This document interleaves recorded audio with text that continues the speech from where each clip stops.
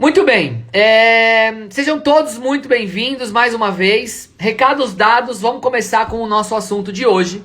E a primeira parte da nossa live é a gente tentar entender, numa linguagem não técnica, que é a minha linguagem, numa linguagem não técnica, que foi como eu entendi o que é esse raio desse NFT art, né? E por que esse negócio está alcançando aí uma tonelada de dinheiro, obras sendo vendidas a...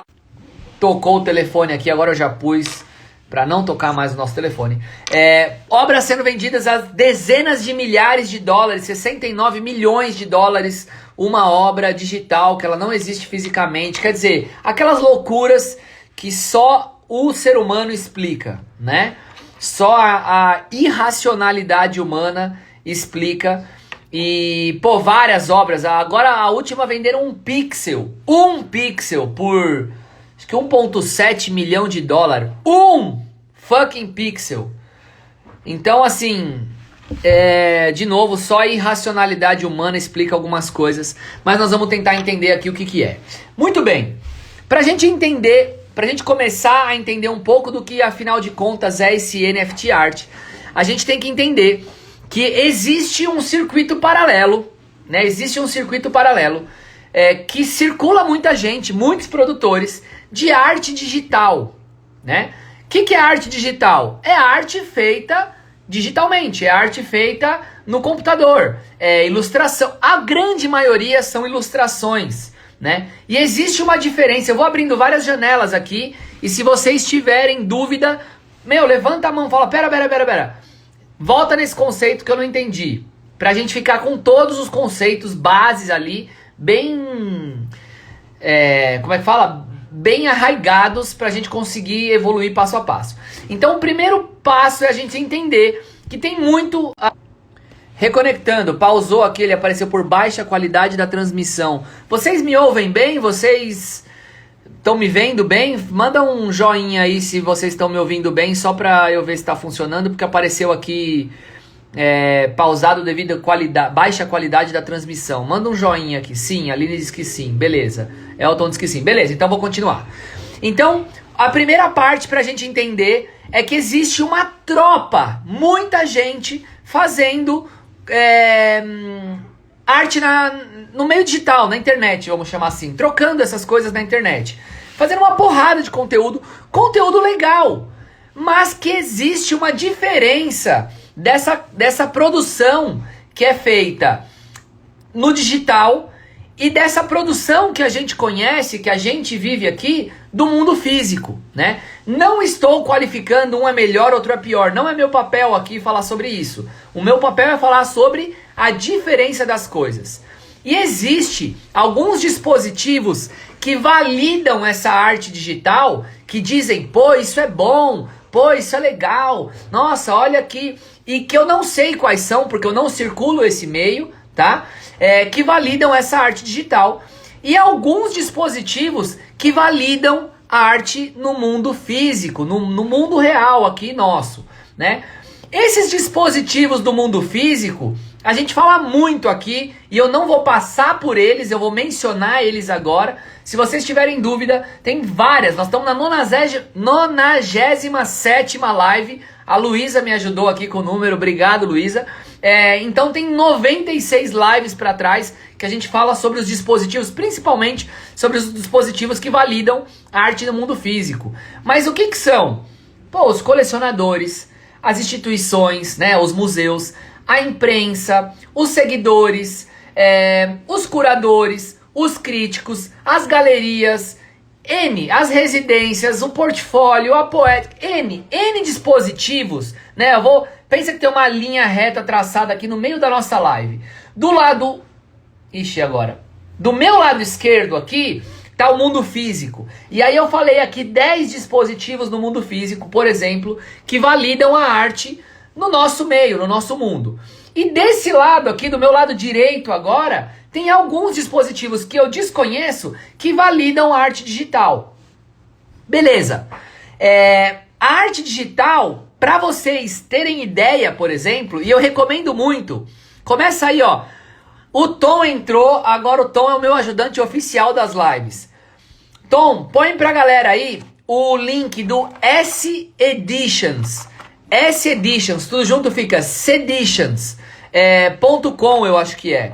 É um site, né, uma plataforma que só comercializa arte digital, mas arte programada ali, uma imagem, alguma coisa nesse sentido. Cara, genial! Grandes artistas do mundo físico, né, do lado esquerdo aqui, fazendo coisas muito bacanas no mundo virtual e circulando tonelada de obra, tonelada de dinheiro, mas ainda dentro do razoável. Nesse S-Editions, por exemplo, você tem uma edição de 10 mil obras do Damien Hirst que foram vendidas cada uma por $200. Exemplo, $200, ok, é uma arte digital, mas ainda assim tem um certificado de autenticidade, é uma coisa palpável, né? O que ele te entrega nessa arte digital? Um wallpaper, uma imagem, algum arquivo digital, às vezes é um vídeo, né, um áudio, não sei. Ele te entrega um arquivo digital que você deixa na TV da sua sala, que você compra um display ali, compra um display tipo esse daqui, ó. Eu tenho aqui em casa, que eu usei para o clube de colecionadores da galeria. É um display onde eu coleciono videoarte. Então eu coloco aqui, ó, por meio dessa entrada, eu carrego vídeos, carrego obras digitais aqui, e é uma obra, vamos dizer assim, né? É um display que tem inúmeras obras aqui dentro. Então você pode comprar, né, essas obras virtuais e, porra, eu posso ter um Damien Hirst original, né, uma tiragem gigantesca, mas original, aqui dentro do meu display, com de 10 mil obras que eu paguei $200, por exemplo. Cara, tem Tracey Emin, tem uma tonelada de coisa nesse S-Editions, por exemplo. Muito bem, até aí tudo bem? Todo mundo na mesma página? Todo mundo na mesma página? Sobe o joinha aí para eu saber se vocês estão captando aí o mundo físico e o mundo virtual, né? Ou as obras digitais. Aí eu vou pro próximo passo, vai começar a ficar um pouquinho mais complexo agora. Beleza, sim. Gisele, a minha mãe é um amor, ela tá me assistindo, fala sério. Aline Olmos, Luísa, beleza. Então legal, Virgínia, legal, obrigado pessoal. Então a gente tem a obra no mundo físico, a gente tem a obra no mundo digital. Essas obras que eu acabei de falar para vocês, por exemplo, da Tracey Emin, do Damien Hirst, do etc, tanto faz quem seja, ela é uma obra que foi programada ali, vamos supor, que foi feita num Photoshop da vida, foi feito num programa qualquer, não sei qual programa, num Movie Maker, não importa qual programa. Ela foi feita com uma linguagem de programação e o cara fez aquele arquivo digital e tá vendendo para as pessoas um PDF, por exemplo, né? Um arquivo em PDF que você sobe lá, um arquivo em PNG, um arquivo, sei lá, qual é o formato, que você sobe lá esse arquivo e beleza, e tá lá. O que é o tal do NFT Art? O NFT eu vou fazer uma associação, tá? Eu vou usar a minha licença poética aqui para fazer uma associação. Ele é uma linguagem de programação, vamos chamar assim, que é o Non-Fungible Tokens. Então é um tipo de linguagem de programação no Paint. Olha lá que genial o Jeff mandou. No Paint. É um tipo de linguagem de programação, vamos chamar assim, que o cara te entrega uma obra. Só que qual que é o lance desse NFT? Ele não é fungível, ele não é conversível em alguma outra coisa. Ele vai ser para sempre um NFT, ele vai ser para sempre aquela coisa. Você não pode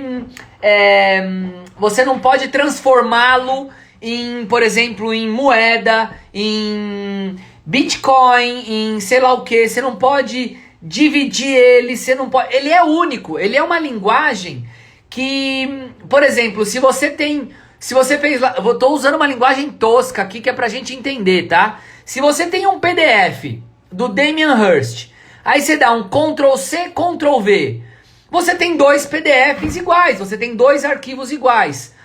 Quando você tem um NFT, ele é uma linguagem, ele é um código que é único, que não dá pra você replicar ele. Então não tem como existir duas obras NFTs iguais, né?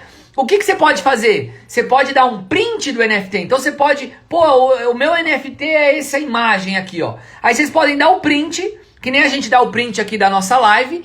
E aí você fala, eu tenho igual. Não, você não tem igual. Você tem um print que é ponto PDF, vamos chamar, ponto qualquer coisa. E o original é ponto NFT, vamos chamar assim, tá? Então nunca vai ter dois ponto PDF, ponto JPG, ponto qualquer coisa iguais. Um é NFT, o outro é uma cópia, é qualquer coisa, mas não é o original. Então ele é uma coisa incorruptível. Tá aí um primeiro passo que é muito interessante do NFT, né? Que, cara, que legal, você consegue criar coisas únicas. Obra de arte é uma coisa única ou não? A Camila estava fazendo algumas provocações aqui muito interessantes, né? Cadê? Cópia da cópia também é um original, né? Obra de arte é uma coisa única. Ainda que você tente copiar, que você tente... Vamos pensar numa pintura. Não dá para pintar igual duas vezes. Não dá, nem que você queira. Não, mas eu vou fazer igualzinho. Não, você não vai conseguir. Ele vai ficar muito parecido. Igualzinho ele não vai ficar, né? Porque o volume da tinta, a espessura, o traço, né? A ranhura do pincel não vai ficar igual, né? Então assim, a obra de arte, por essência, eu tô sendo um pouco genérico aqui para ficar um pouco mais fácil o nosso diálogo, tá? Me perdoem, e eu já avisei que eu tô usando de algumas licenças poéticas para tentar tornar o nosso papo um pouco mais fácil. Então, enquanto a obra de arte ela é uma coisa, ela é uma coisa que não é duplicável, né? Ela é uma coisa única. O NFT, ele é de fato único, é a mesma essência da obra. E ter uma coisa que é única, ela dispara um gatilho na cabeça do ser humano que é fundamental, que é a escassez. Vocês sabem, vou abrir um parênteses aqui, que os nossos processos de compra, né, os nossos processos de decisão de compra, eles têm um cunho emocional gigantesco, né? A pessoa que fala assim, eu vou pra casa, eu vou pensar, ele não compra, porque ele põe a razão no meio, né? Agora, a emoção é um dos principais fatores para decisão de compra em qualquer coisa, tá? A Eliane tá falando aqui, é a mesma coisa que comprar os móveis da Bauhaus na Jurubatuba. Pelo amor, né? Bauhaus é Bauhaus. Não, mas é igual. Não é igual, querido, é uma cópia, né? Bauhaus é Bauhaus.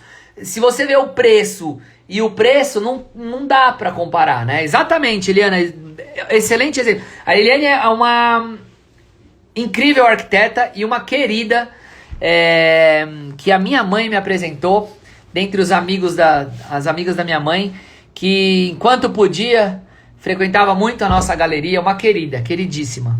Obrigado de estar aqui. Então, quer dizer,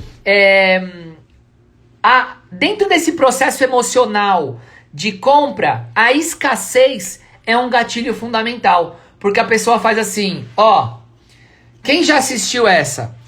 Tá acabando, hein? Tá acabando, vai acabar. Vai acabar? Não, eu vou ficar sem? Não, eu preciso. Não, eu vai acabar, eu quero, né? Ou é o único da loja, é o único do estoque. Não, não tem mais. Não, a gente fica tomado de emoção por isso, porque tem uma escassez posta, né? Então, deu-se a escassez, as pessoas, isso funciona como um gatilho mental para que as pessoas tomem a decisão de compra. Então, quando você fala de um NFT, de uma coisa que é única, incorruptível, que não dá para duplicar, a pessoa fala: preciso disso. Inconscientemente, tá? Preciso disso. Preciso ter esse negócio, porque esse negócio é único. Muito bem. Esse é um fator que vocês precisam gravar na cabeça que o NFT tem, né? Que essa arte digital, essa especificamente tem, né? Essa linguagem de programação, vamos chamar assim, tem. Que ela é única, incorruptível, incopiável. Então, talvez esse seja um dos fatores que fazem com que esse tipo de trabalho alcance valores estratosféricos. Esse é um dos fatores. Me manda um joinha aqui se tá fazendo sentido o que a gente tá conversando. Se até agora tá ok, tá fazendo sentido, se vocês estão captando aí mais ou menos o que a gente tá batendo papo. Lígia Cristina tá na nossa live, minha irmã querida. Luana Lilian, Luana querida, Que legal ter você aqui. Rafa Ginês, grande amigo. Quem mais entrou agora aqui? Jacques Siglick. Luciana Duarte Faria. A Luciana já apareceu outras vezes aqui. Bem-vinda, Luciana. Martin, meu amigo. Eder Holt. Psico NSA, talvez. Marcelo Ciroli, bem-vindos. Beleza, tá fazendo sentido. Elton, Regis, Eliane, Luísa. Beleza, então beleza, vamos seguir. Então falamos aqui de um primeiro ponto, né? De um primeiro fator que funciona como um gatilho para alcançar, às vezes, esses valores estratosféricos. Segundo, e que o mundo da arte adora isso, o hype, né? O hype, ser o primeiro, ser a novidade, ser... Me ajudem aí, termos para falar do hype. O novo, o inventor, o precursor, a primeira vez, o grande... Nossa Senhora, descoberta, o sei lá o que, né? Essa história de ser o primeiro, de ser o tal, de ser o... ele não significa que é vanguarda, obrigado Camila, vanguarda, né? Ele não significa que é bom, ele só significa que é o primeiro. Só que as pessoas confundem um pouco isso, né? Então, por exemplo, quando o Duchamp, e alguém usou, vou usar o exemplo do Duchamp aqui, porque alguém falou, acho que foi a Camila também. Foi a Camila ou foi o Marcelo? Deixa eu ver aqui, dar o crédito a quem merece o crédito, né? Deixa eu ver aqui, ó, peraí. Tô te ouvindo, barará, fadigado. A Camila, mesma coisa o mictório do Duchamp. Quando o Duchamp levou o mictório o mictório que ele comprou para uma exposição, para um salão de arte em Nova York, o que aconteceu com aquele mictório naquela época, né? Ele foi descartado. Era o primeiro, era a vanguarda, era o ápice, ninguém sabia que aquilo era o ápice, era a primeira, era a vanguarda, ninguém sabia. De repente, os jurados do salão de arte em Nova York falaram, isso é um absurdo, alguém tá tirando sarro com a gente. E descartaram, pasmem, descartaram. Essa parada hoje vale centenas de milhões de dólares, né? Essa obra que é a fonte do Duchamp, ela tá, se não me engano, existem 14, ou foram feitas 14 no mundo, né? Uma delas tá no Pompidou, uma delas tá na Tate, e assim por diante. Essa obra hoje ela vale algumas centenas de milhões de reais, né? Sei lá, 100 milhões de reais, não sei quanto que vale.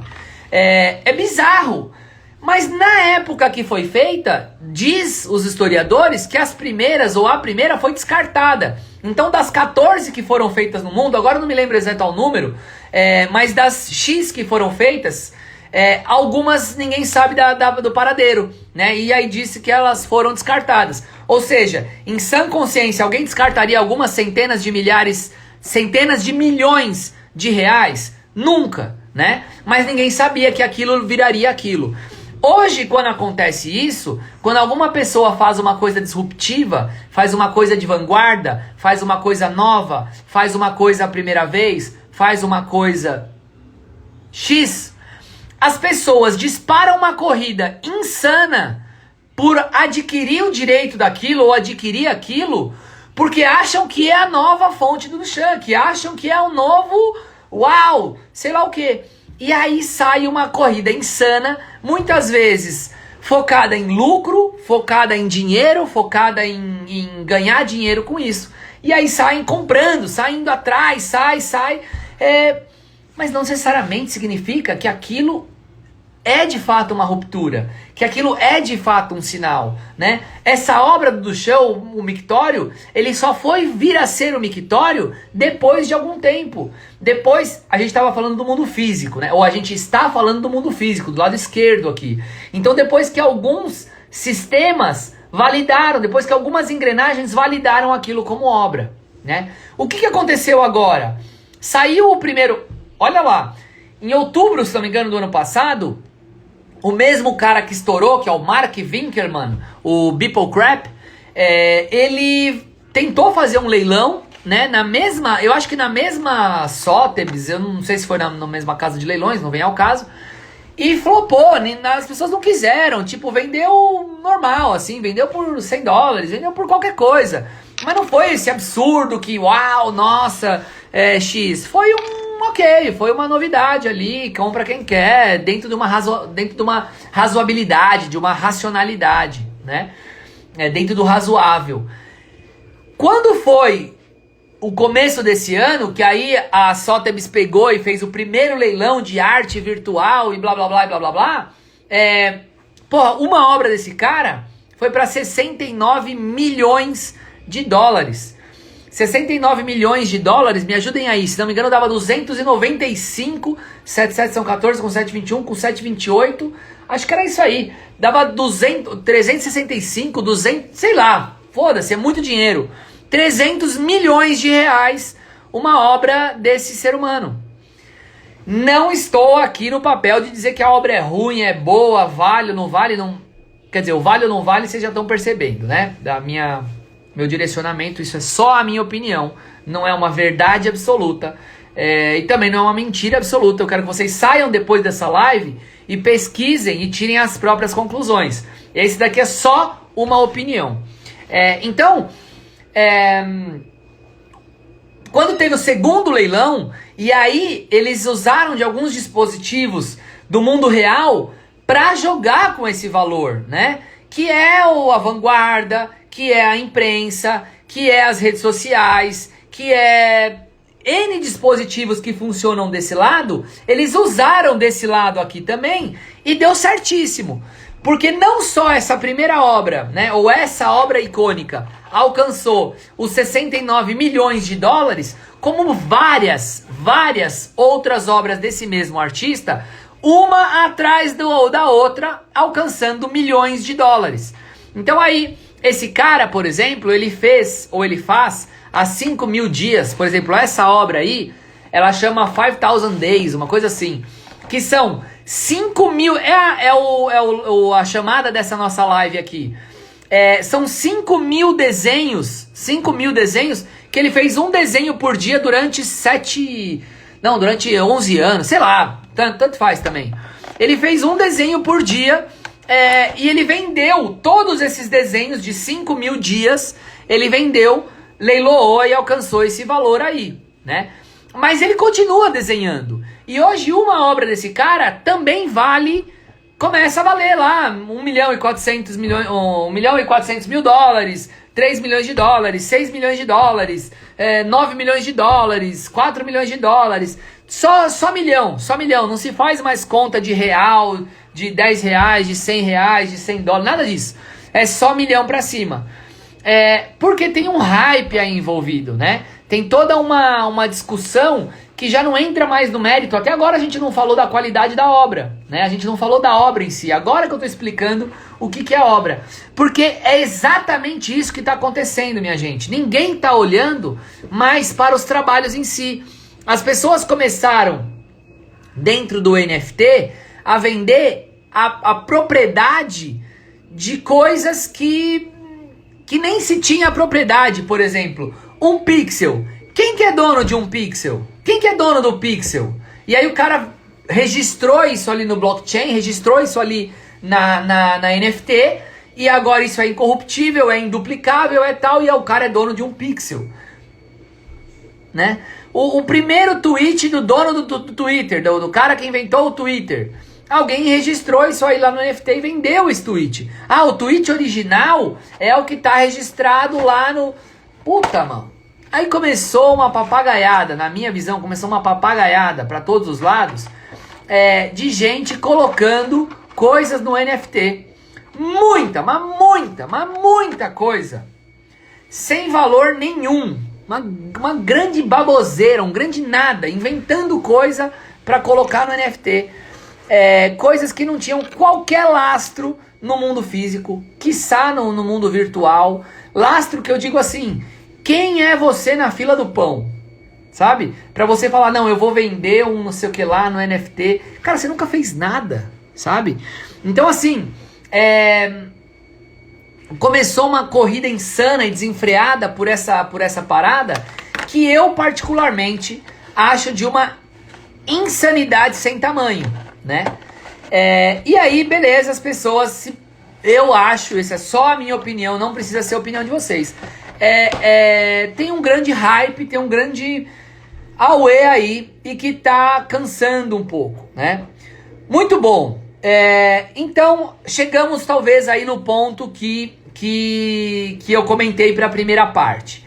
Agora eu queria da interação de vocês, eu queria que vocês comentassem, né? E o Leonardo já puxou a fila aí.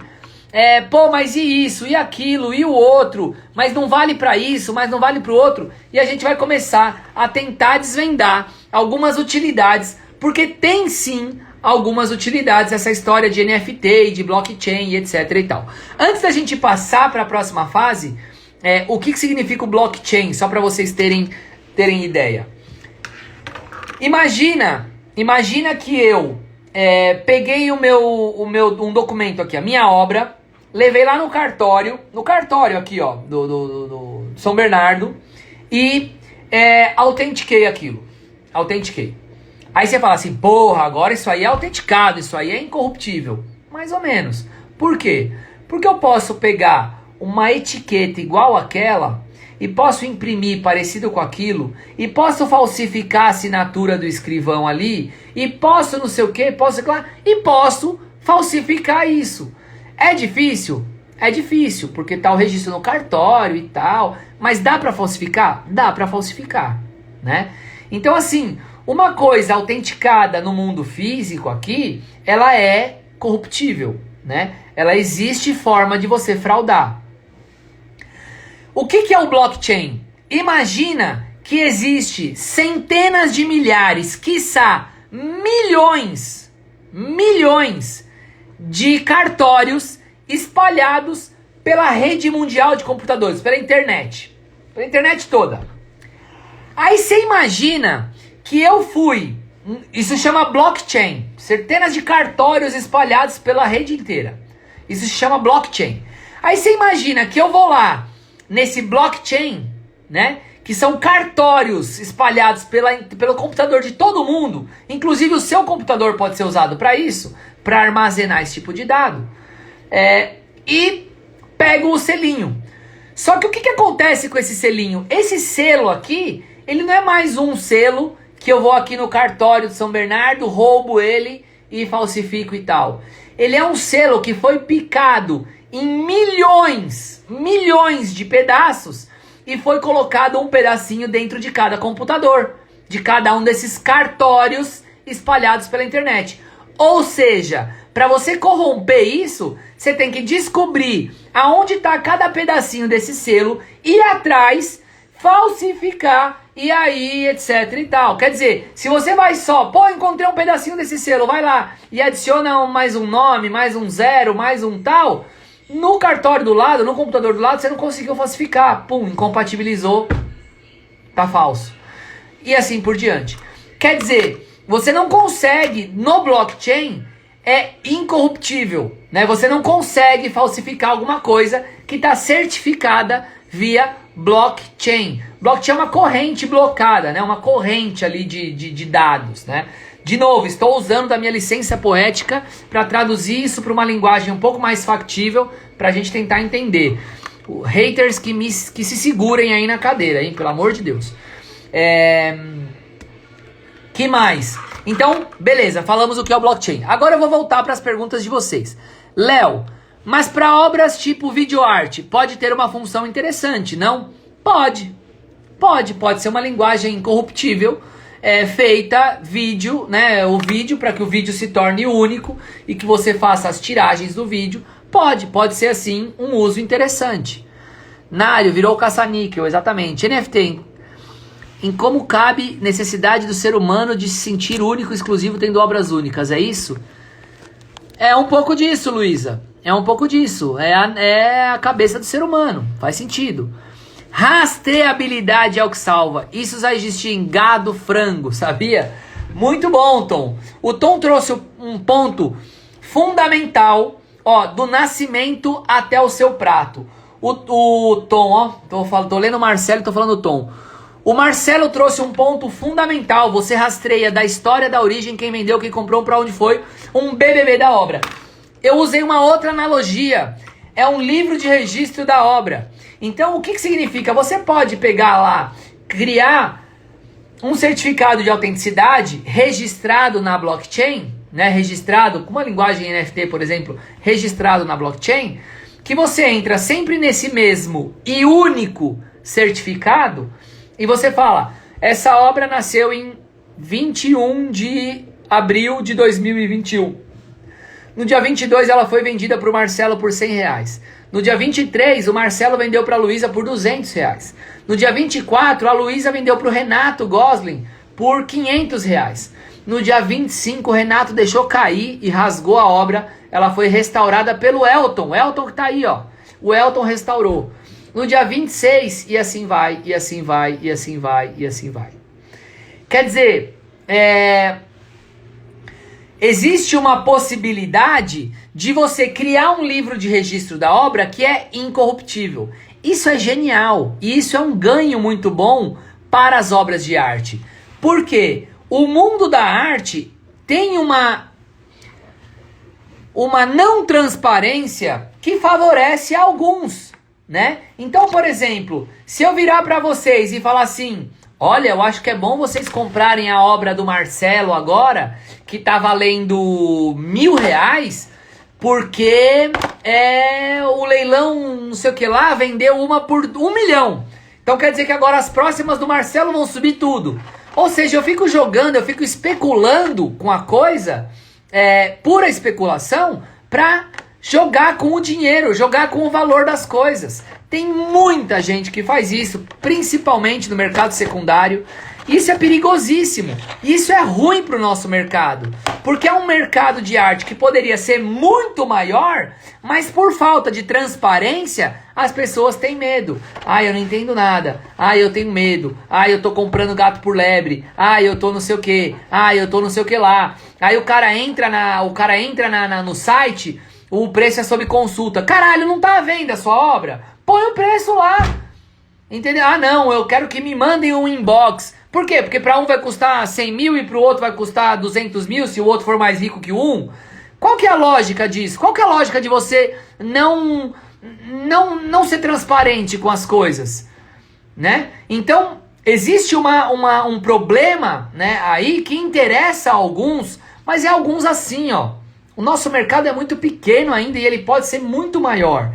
Então eu acredito muito nessa horizontalização e tô aqui há 97 lives falando sobre isso, e tentando desmistificar com essa minha linguagem meio chucra, tentando desmistificar um pouco do nosso circuito. Para quê? Para que mais pessoas entrem nele, para que mais pessoas sintam a vontade dentro dele, né? Para que as pessoas saiam daqui e falem, meu, assiste aquele bagulho lá que o Tomás falou, ou que entenda o que entendeu dessa live, que repitam lá do outro lado. Porque tem gente aqui que, por exemplo, pô, tem um monte de vontade de comprar uma obra, mas quando o Tomás fala que custa 3 mil, esse Tomás aí, ele tá querendo ganhar dinheiro de mim. Por que 3 mil? Por que não 2? Por que não 10? Né? Onde tá o valor agregado disso? Quer dizer, entendeu? Tem uma série de coisas que a gente tem ganhos notórios se a gente tiver, por exemplo, um certificado incorruptível com um listro de registro da obra, que nem o Marcelo brincou do boi aí,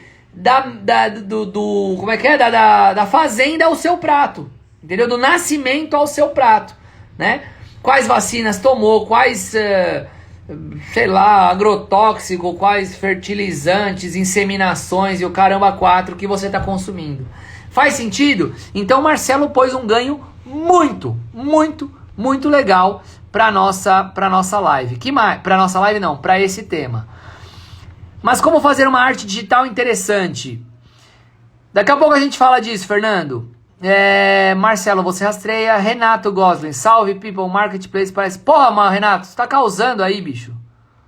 Tem nada a ver com o tema da live. Exato, esse é acesso mundial. Mercado de ações, isso aí, Camila. Acaba com a lavagem de dinheiro. Entendeu o que interessa a algumas pessoas? A gente teve uma ação da Lava Jato muito infeliz, por sinal, que chamava Galerias de Arte, né? Que foi pegar algumas galerias que estavam lavando dinheiro com obra. Caralho, meu.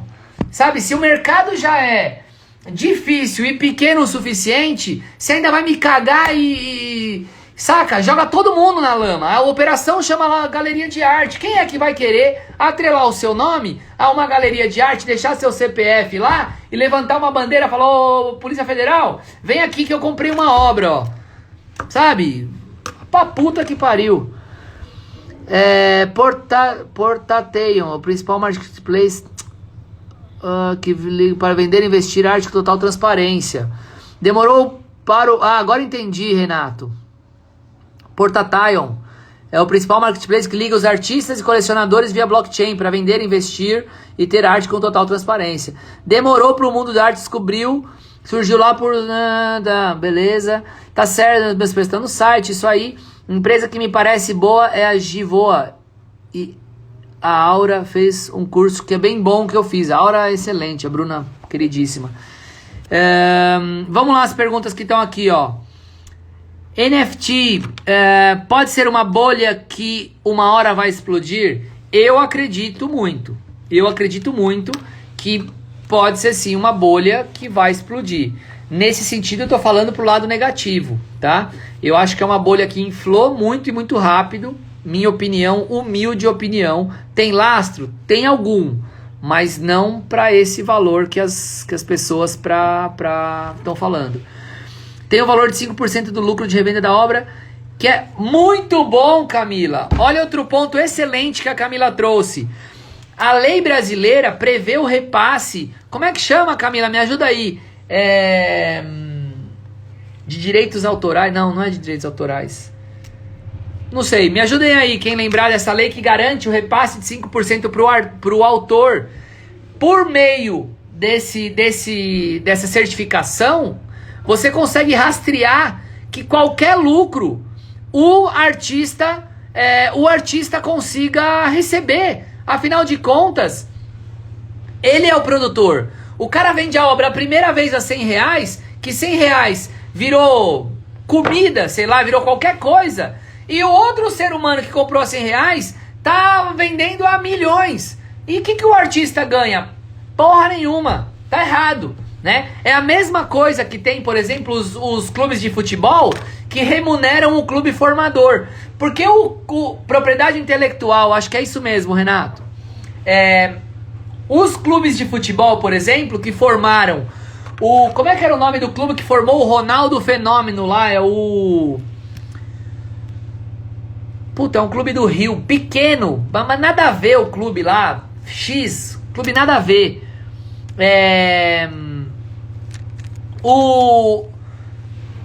Não sei nem que divisão tá, se é que tá em alguma divisão.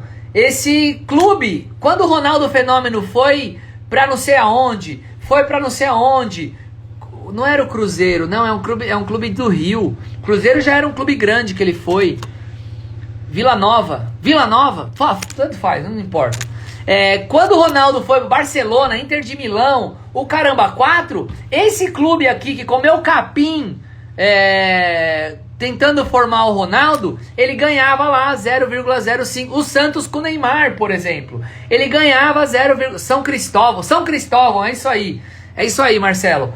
Ele ganha lá uma merreca. Só que, caralho, uma merreca de 100 milhões de dólares, porra, não é uma merreca, é um dinheiro do inferno, né? Principalmente pro São Cristóvão, né? Eu, por exemplo, sou uma galeria que tô comendo capim com os meus artistas, com o André, com o Giovanni, com o Thiago, com o Nário, quem mais? Com o Bruno, com o Laerte, com o Paulo, com etc, etc, etc. Quero muito que eles decolem.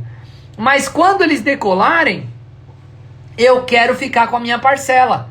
E eu falo isso pra eles. Eu vou trabalhar para que a sua obra de 1.000 vire 1 milhão. Só que quando ela virar 1 milhão, muito provavelmente você vai estar lá na Gagosian, na Pace. Tomara, entendeu? Só que quando você estiver lá, eu quero ganhar o meu. Porque quando eu vendi a sua obra a 1.000, a 100, a 2.000, a 5.000, o meu dinheiro virou aluguel, virou salário, virou qualquer coisa. E quem que vai ganhar dinheiro? A Pace, que acabou de sentar na janelinha e...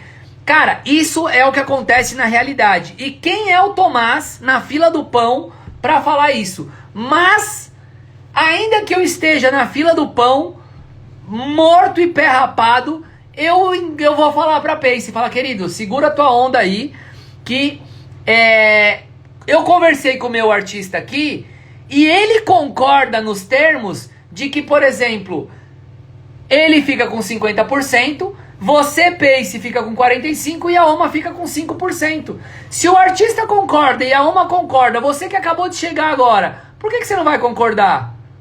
Porque você está interessado só no lucro e acima de tudo e todas as coisas? Aqui pra você, né? E já fiz isso com outras galerias. Lógico, estou usando da licença poética aqui para usar o exemplo da Pace, da Gagosian e etc. Antes de qualquer artista da OMA chegar na Pace e na Gagosian, ele vai migrar para outras galerias aqui, porque a gente está falando da OMA e da Pace, né? Só que a hora que ele sair da OMA para ir para tal, eu vou engrossar minha voz. A hora que ele sair daqui e for para cá, eu vou... Você entendeu? Então é uma questão de conceito. E tudo isso alinhado com os meus artistas. Eles sabem o que eu tô fazendo. Não tô fazendo nada por debaixo dos panos. Não tô enganando ninguém. Eu falo pra eles, né? Eu falo pra eles o porquê que eu tô fazendo. O porquê que eu quero conversar com essa galeria nova que você está fechando o contrato. E na boa, amigos, já tive exemplos práticos de artistas meus que fecharam com outras galerias, né? E a galeria fez assim: eu acho que não tá certo, é os dinossauros do mundo da arte. Eu acho que não tá certo, eu não tenho que dividir porra nenhuma. Aqui pra OMA é 50% artista, 50% galeria. O artista virar pra mim e falar assim: eu tiro do meu. Eu fico 50 galeria, 45 artista e 55 OMA. Eu falo, cara, olha a insanidade que você está me propondo. Olha a insanidade que você está me propondo. Esse imbecil dessa galeria acabou de chegar e vai ganhar mais do que você, que é o artista, que é o dono da obra. Você que tem a voz e que faça jus ao seu trabalho e que fala pra ele: meu ser humano, se você quiser fechar comigo, vai ser nesses termos. E se você não quiser, tá tudo bem. Porque se você tá de olho em mim, porque eu cheguei nesse lugar, é porque o meu trabalho vale, porque a minha carreira vale, porque alguma coisa tem. Então nós vamos ser no meu termo. E os artistas têm o poder. Ninguém mais do que o artista tem o poder para isso. O problema é que os artistas se derretem na frente de uma galeria. E isso é um erro. Isso é um erro. Vocês acham que a galeria vai resolver o problema de vocês e vocês passam a vida correndo atrás de um caralho de uma galeria e que não serve pra muito, tá? Ajuda um pouco, mas não resolve o problema de ninguém. Estamos até mudando o assunto aqui, já tá dando até calor. Vou beber água pra ficar mais calmo.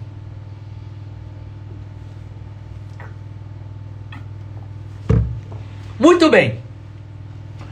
Que mais? Deixa eu ir para as próximas perguntas. Marcelo, NFT, invenção para implementação da arte digital que já existia, só que não tinha foco nem espaço? Também. Agora, se a arte digital não tinha foco nem espaço, pelo menos foco e espaço agora ela ganhou. Muito bem, faz sentido, Marcelo. Boa colocação, /pergunta aí. Elton, deixa eu ver aqui. Como o mercado de arte brasileiro está reagindo a essa tendência? Não está reagindo. O mercado de arte brasileiro, ele é como a maioria das coisas brasileiras. Ele é subserviente, né? E o Marcelo escreveu aí, subserviência é idiotice. Ele é subserviente, ele é capacho, ele é vira-lata em relação ao exterior. O exterior faz, uau, e a gente aplaude, a gente, né? Só que a gente demora, né? Pra reagir, enfim, não tá fazendo nada, não mudou porcaria nenhuma, tá tudo igual, sempre era. Quem mais? Roger. Ih, não foi possível. Ah, tá, tem que tirar do Elton. Roger. Obras do mundo físico, exemplo, Mona Lisa, estão próximas de serem escaneadas para o mundo digital e vendida NFT? Não faço a menor ideia. Não sei. Eu acho que o NFT, ele pode ser um problema para uma obra que já existe fisicamente. Porque você vai dar a propriedade digital da coisa que existe. Sei lá, não vejo muita graça nisso. Agora, olha uma saída legal, por exemplo, para obras que foram perdidas. Que foram perdidas, por exemplo, por incêndio. Tivemos um incêndio não é da Alca, não me lembro agora, de um parceiro de trabalho aí, que guardava uma série de obras, de galerias. Você pode, por exemplo, pegar o registro dessas obras que se tinha e transformá-las em NFT, né? E eternizar essas obras, por exemplo. Olha aqui que saída interessante, né? Museu Nacional, por exemplo. Boa lembrança, Elton. A Alck, isso aí, a Alck. Eu tava em dúvida, não queria falar besteira. A Alck. Então você pode pegar as obras do Museu Nacional, por exemplo, transformar em NFT e ter a propriedade delas de forma digital, já que elas não existem no mundo físico. Raquel, artista tem que se respeitar como profissional. Super importante sua transparência e informações para os artistas.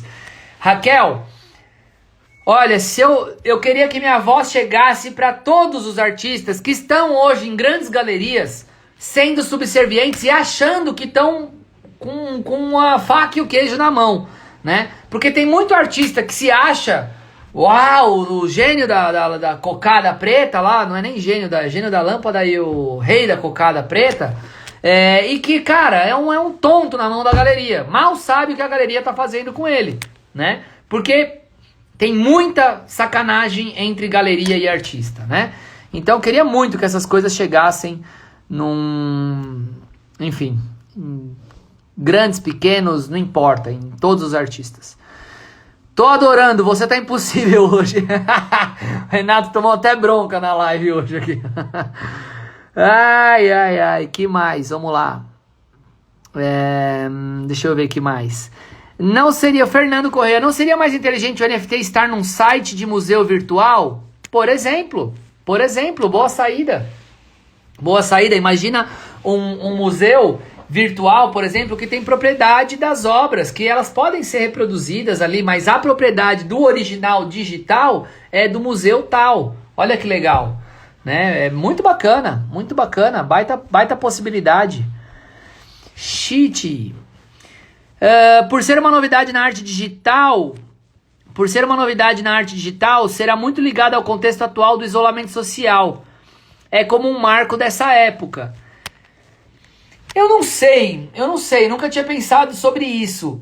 Mas cara, eu não vejo tanta relação.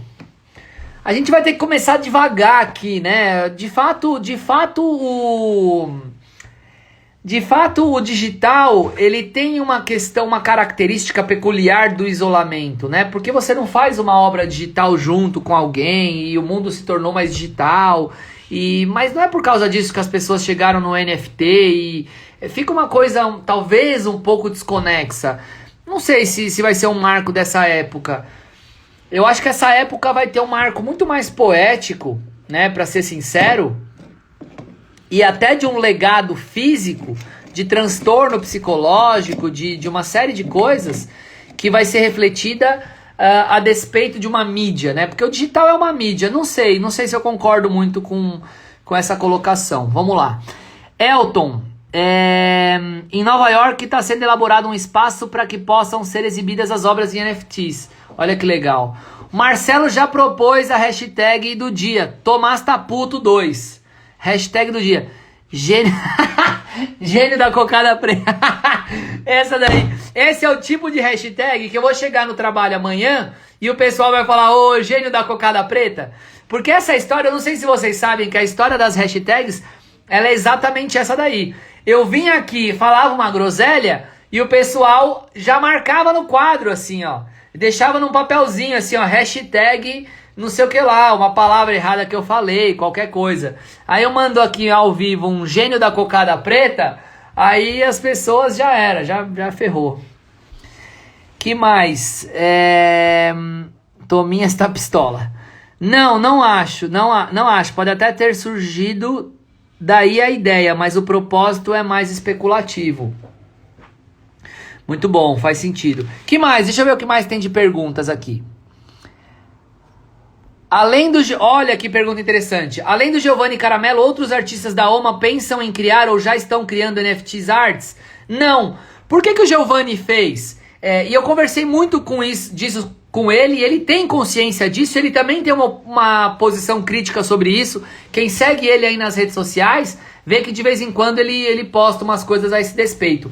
O Gi, algumas obras do Giovanni, a primeira modelagem ela é digital. Então, a obra dele a linguagem digital para algumas obras precede a obra física. E aí o que ele fez? Ele pegou uma obra digital que existe, e olha que interessante.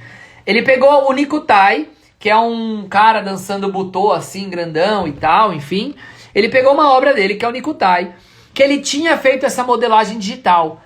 E que o CCBB tem a propriedade dessa obra digital. Pra quê? Porque a primeira vez que essa obra foi exposta, ela foi exposta no CCBB. O Elton, que tá aqui, queridíssimo, ajudou na montagem dessa obra. E pra que o CCBB tem o digital dessa obra? Pra imprimir em 3D e usar no educativo. É uma obra que tem 2,5 metros de altura. Então, por exemplo, tinha lá... ele queria imprimir um pé gigante, uma mão, uns dedos desse tamanho, para, por exemplo, pessoas que não tivessem capacidade visual, e aí ele poder, olha, essa obra que tá aqui que você não pode tocar, olha o tamanho do dedo. Aí entregava uma parada assim, a pessoa falava, caraca, velho, se o dedo é desse tamanho, imagina o tamanho da obra, etc, etc e tal. Então, para o educativo, esse 3D, para o educativo do CCBB, esse 3D da obra do Giovanni, ele foi doado, ele foi incorporado ao acervo da instituição. Sendo incorporado ao acervo da instituição, o Giovanni falou, poxa, vou criar, que é só traduzir isso aqui pro NFT, né? É só, entre aspas, copia e cola, põe nessa nova linguagem, e aí vende isso como propriedade, como único e etc e tal. E aí ele criou uma única obra em NFT, mas eu não sei de outros artistas da galeria, e se eu não sei, é porque provavelmente eles não estejam produzindo nada nesse sentido, que estejam produzindo NFT. O Adriano Franchini, que não é um artista representado, mas trabalha na galeria junto com a gente, o Adriano fez uma série de obras NFT também, né? Enfim, eu acho que como experimentação vale, tem que fazer, tem que testar, tem que usar, é linguagem nova, é interessante isso, é vivo, deixa a gente inquieto e etc, rende live, entendeu? Eu acho que tem que fazer. Agora o fato é como é que eu falo? O comedimento que não tem do outro lado do consumo da gente em relação a isso, de entender o que é isso e assim por diante. Vamos lá, vamos em frente. Lilian, em medidas relativas à carreira de um artista, dependente da ação do artista, da galeria, dos curadores, colecionadores, instituições. A ideia de um museu para arte digital é exemplo disso? Boa colocação, Lilian. Pode ser. Pode ser um dos dispositivos. A gente falou aqui no começo da live, né? Do mundo físico lado esquerdo, mundo digital lado direito. Será que as instituições que estão aqui no mundo físico, elas não podem ter um correlato aqui no mundo digital? Pode ser, por que não? Os colecionadores também têm. E assim por diante, né? Que mais? NFT então é todo mal? Não é todo mal. Aliás, a sua frase, Luísa, eu não sei se você quis dizer, NFT não é então todo mal. E agora? Eu acho que você falou dessa forma, é isso aí. NFT não é então de todo mal, acho que é isso que você quis escrever. E de fato, eu não acho que seja de todo mal. Que mais? Deixa eu ver se tem mais perguntas aqui. Olha lá, o Ricardo mandou uma pergunta, um comentário interessante. Eu acho que o maior motivo desse hype sobre o NFT não é de todo mal. Isso aí, Luísa. Eu acho que o maior motivo desse hype sobre o NFT é o fato dele ser eterno. Justamente, também é um hype. Também é um hype não, também é um ponto muito, muito simbólico, Ricardo. Que na verdade, eu não sei se ele é eterno. É um ponto importante, mas eu não sei se ele é eterno. Porque você já pensou que hoje... Vou falar uma coisa de outro mundo aqui, tá? Nem sei se é de outro mundo. Você já pensou que hoje, para você ter um NFT, você é obrigado a ter um computador, certo? E esse computador tem uma tecnologia que ela sei lá o que ele sei lá, digitável. Você põe a tecla e sai a letrinha lá. Imagina que os próximos computadores sejam movidos a mercúrio. Sei lá, tô falando qualquer absurdo, a plasma. Tanto faz, não importa a tecnologia.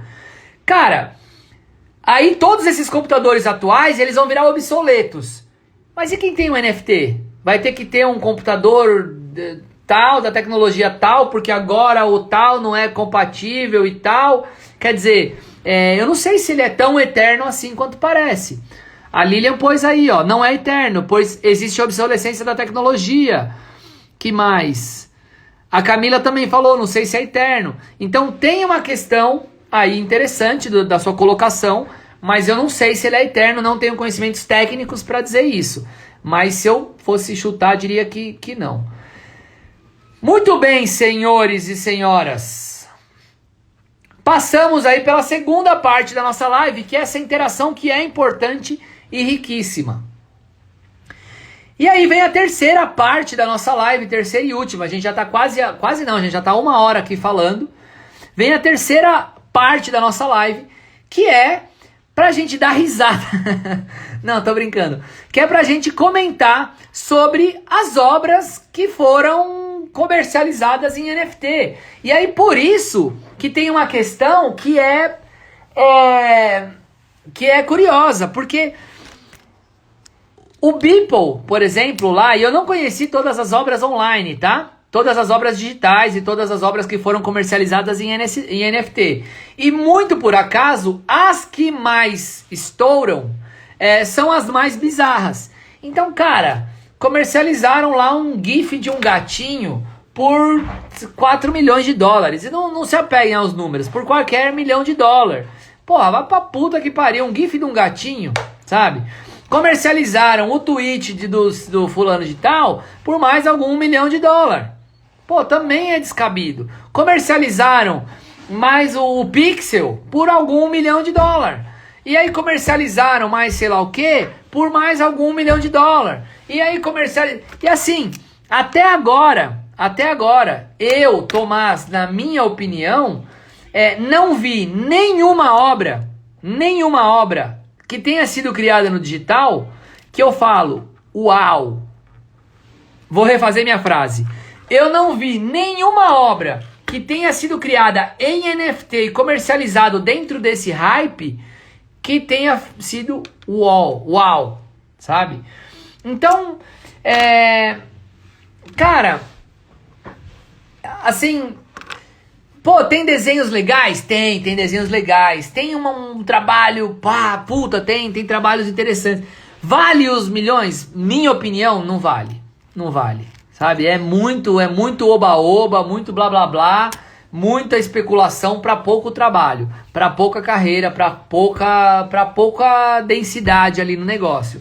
Então, queria deixar isso pro final para que a gente pudesse ter uma discussão aqui qualificada, uma conversa aqui qualificada sobre vários atributos, prós e contras, que nem a Luísa falou, não é de todo mal, né? Há de se olhar, né, os vários lados dessas moedas aí que aparecem.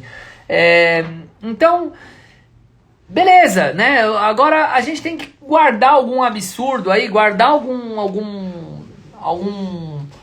enfim, sopro de consciência para as coisas que acontecem e ter o olhar crítico e falar com boca cheia ali. Fala, cara, uma merda esse negócio aí, vai pra puta que pariu você que comprou um pixel por $2 milhões, sabe? Não tem nada a ver, tipo, o que você quer? Talvez você tenha muitos $milhões sobrando e você quis sair na revista X e no jornal e no mundo inteiro dizendo que você comprou um pixel por $2 milhões.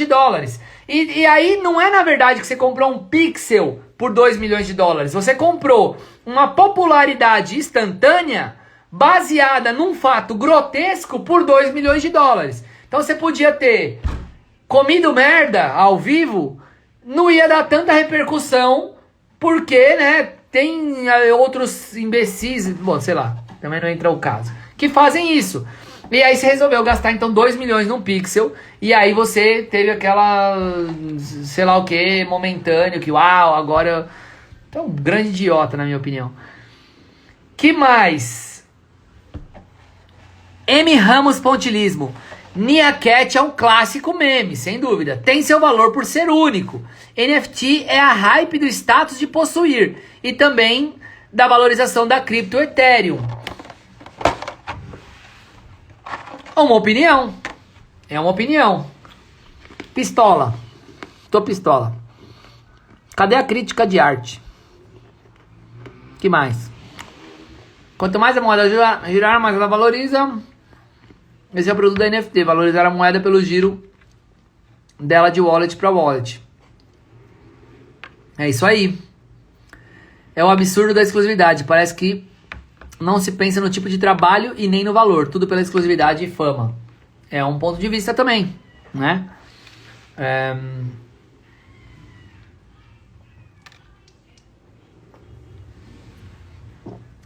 Muito bem, senhoras e senhores. Fez sentido essa live aqui pra vocês? Valeu um pouco? A gente deu uma desviada ali do assunto quando foi falar de representação de artistas e tal. Xangrande, Pernambuco. Um abraço, Jobson. Pernambuco, cidade boa, terra boa. Lilian Gassen, só a crítica e a história para analisar e situar isso no médio e longo prazo. Justamente, tem que passar muita água debaixo dessa ponte. Muita água. Renato Gosling, me convida para uma live que colocamos fogo. Renato figuraça. Valeu muito. Sacudir os artistas e galerias. Bom para todos. Boa, isso aí. Mas esse é o ponto. Você pode... Você pode CP até pedra. Que se valoriza a moeda pelo giro. Não entendi muito, M. Ramos.